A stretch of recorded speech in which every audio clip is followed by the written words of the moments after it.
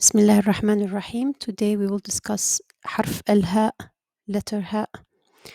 This is it, and the name is ha or ha. Both are correct, but in the Quran there are some surahs that start with letters. They do not have a specific meaning, but there's a specific way of how you read them. So you say the name of the letters, but you do not say ha, you say ha. You do not say ya, you say ya. You do not say ta, you say ta. So in the beginning of Surah Maryam, let's read this together. Kaf, ha, ya, ayn, sad. So that's the correct way. The incorrect way would be kaf, ha, ya, ayn, sad. Notice the difference? So you have to cancel the hamza at the end to say it correctly. The same here. You say طه. You do not say طه.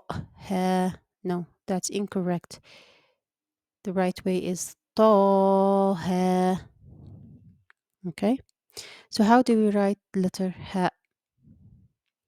This is in the beginning of the word like this. The middle, you add the connection to the same way, or there's a different way like this. Okay. And at the end of the word,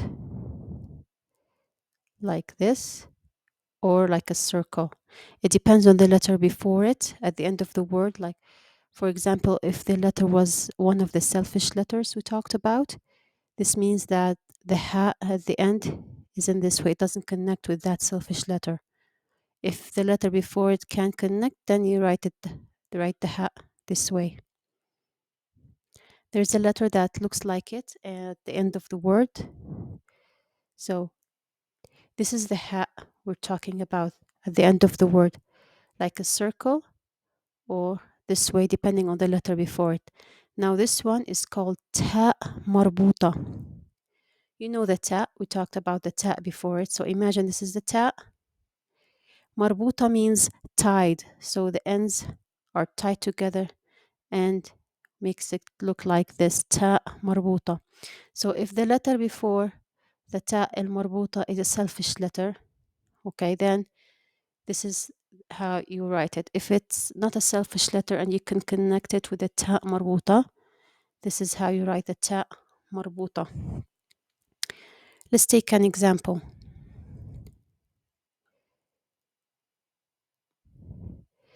سيارة.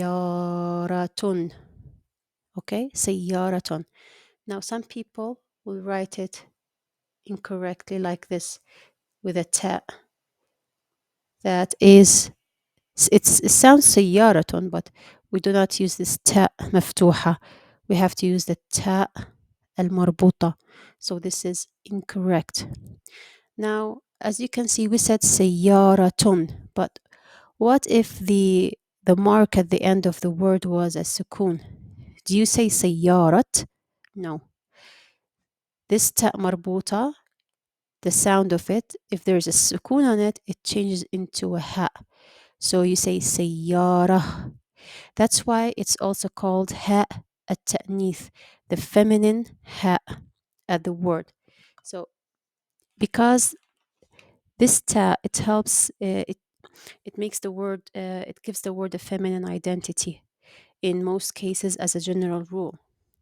So let's give examples of that here. So let's read it together.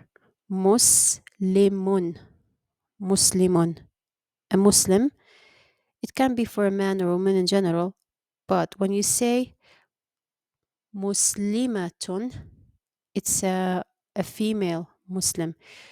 You see, you understand this ta al-marbuta at the end is it gives it a feminine identity.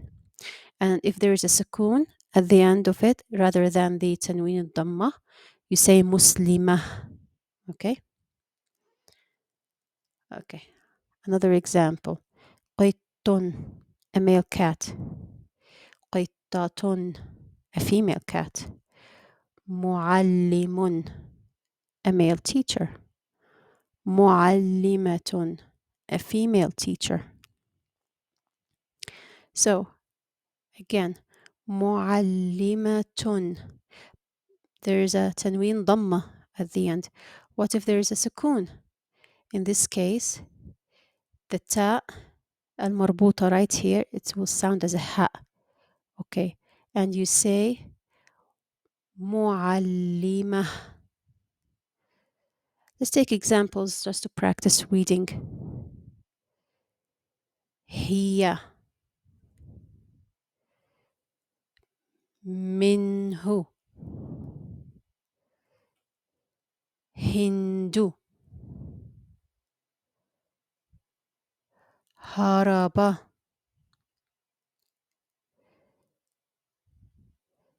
أهدى. As you can see, the ha, we wrote it like this way because as if it's in the beginning of the word, because it's not connected to the hamza before it. شهاب, هلال. And some people, so this is the lam right here, this is the lam, and this is an alif. Okay, so some people might write it this way: he, la, lun. So this being the lam and this being the alif, they're both pretty. هدهد, بيده. The defining الحياة, الحياة. If there was a سكون, you'll say الحياة. لمزة, لمزة. If there's a سكون on the ta مربوطة, you would say لمزة, as if there's a ha at the end. Okay. هل. And we came to the end of the short lesson for today. Next lesson, inshallah, we will discuss Surah Al-Mulk, verses 23 to 27. If you find this content useful, please like, subscribe, and share.